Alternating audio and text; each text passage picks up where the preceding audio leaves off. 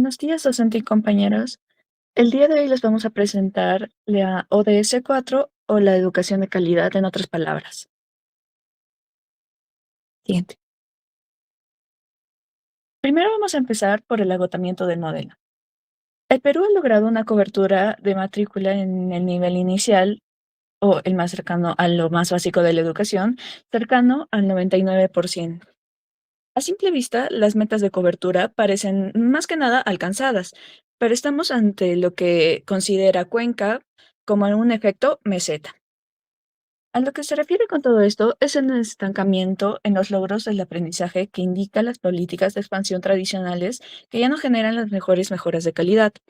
A lo que podemos aclarar con todo esto es que ya no basta con solo matricular niños a lo loco, por decirlo de algún modo, sino que el reto ahora es que realmente aprendan algo que las políticas actuales no ven como conveniente o no toman tanto en cuenta. Siguiente, por favor.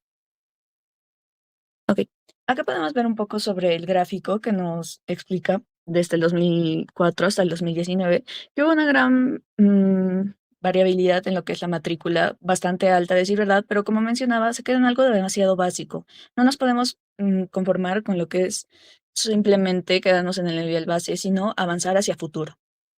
Siguiente, por favor. En el análisis de indicadores, lo que más toma el Ministerio de Educación son las competencias tanto de lectura como de matemáticas.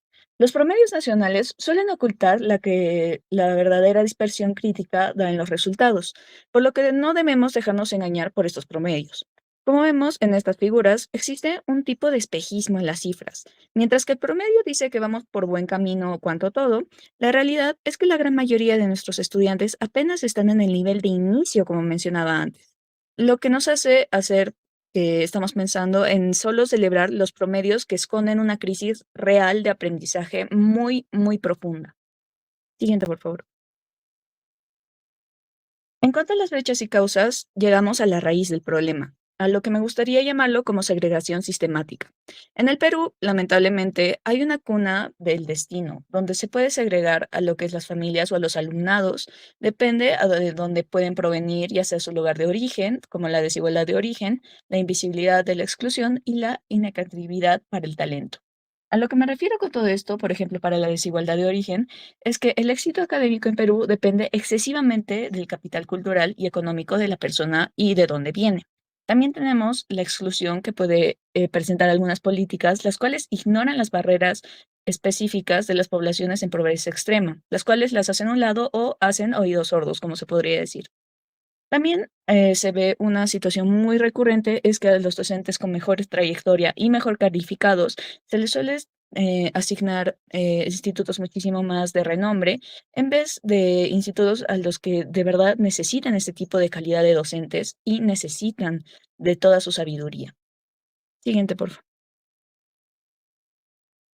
En cuanto al bienestar estudiantil, vimos un tipo de nexo con otras ODS, incluyendo la ODS número 6 del agua limpia y saneamiento, la ODS, perdón, 7, que es la energía asequible y no contaminante, y la ODS 13, que es la acción por el clima.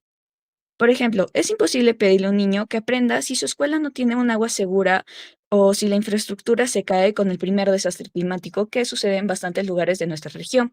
Si no protegemos nuestros servicios ecosistémicos, las escuelas o colegios dejan de ser un lugar seguro y se convierten en una barrera más para los estudiantes, lo que tenemos como una gran dificultad para que puedan aprender realmente educación de calidad. Siguiente, por favor. En cuanto a la dimensión económica, tenemos primero este gráfico que podemos ver que hubo un gran incremento de matrículas y tal, pero también tenemos lo que es la inversión a largo plazo durante todos estos años de 2015 a 2019. A todo esto me gustaría decir que al invertir más no significa que esta inversión es mejor. Aunque el presupuesto subió y el Perú sigue teniendo este tipo de indicadores, no significa que sea algo bueno. Al contrario, el Perú sigue teniendo uno de los gastos por alumnos más bajos de la región. El problema no solo es la falta de dinero, sino la rigidez administrativa que impide que el presupuesto llegue al OGEL y el mismo llegue a las zonas más remotas del país que realmente necesitan este tipo de presupuestación.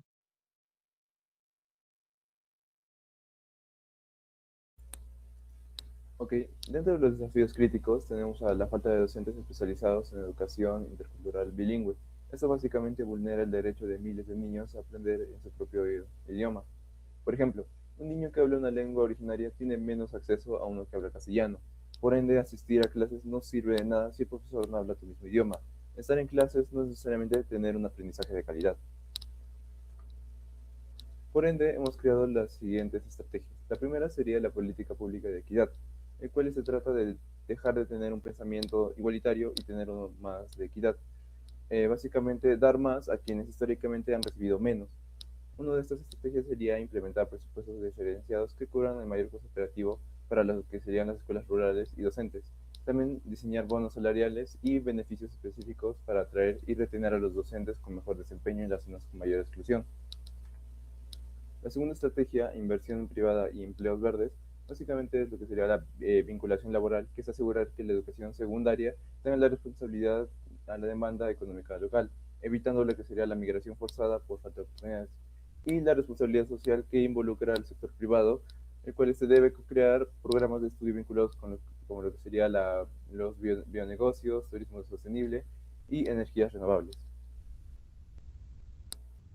Por último, sería la tercera estrategia, tecnología sostenible, el cual se propone lo que sería el despliegue de intranets de comunidad.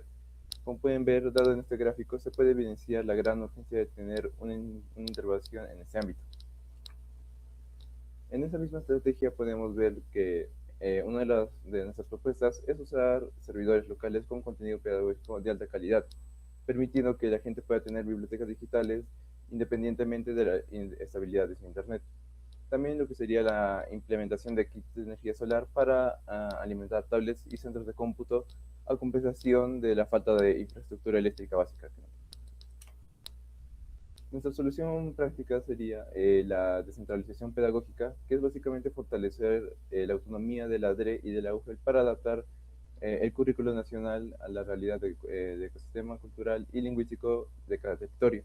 También tenemos el monitoreo participativo, que básicamente es de que los colegios no solo sea un lugar de instrucción, sino también un espacio de protección.